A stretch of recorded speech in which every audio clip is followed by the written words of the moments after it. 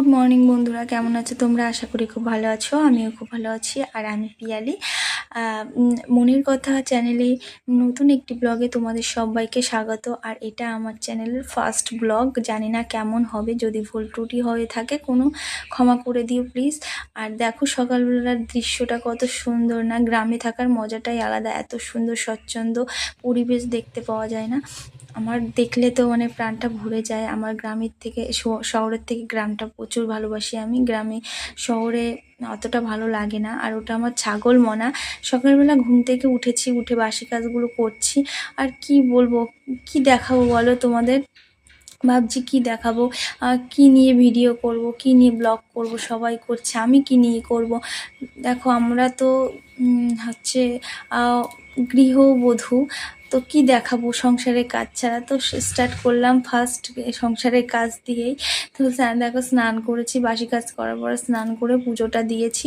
পুজো দেওয়ার পরে আমি আজকে যেহেতু শনিবার, প্রতি মাসে একটা করে শনিবার হয় লাস্ট আর নয় ফার্স্ট, যে কোনো একটা শনিবার উপোস থেকে পাঁচালি পরে পুজো দিই।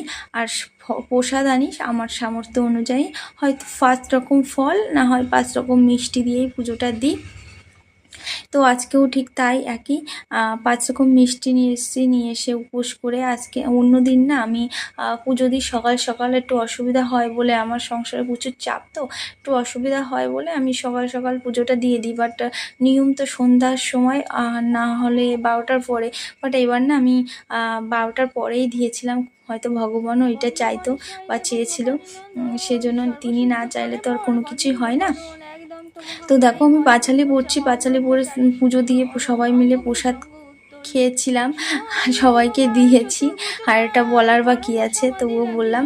তো ভিডিওটি যদি ভালো লাগে লাইক শেয়ার সাবস্ক্রাইব করে পাশে থেকো। আর যদি নতুন নতুন ভিডিও পেতে চাও, পাশের বেল আইকনটি প্রেস করে রেখো।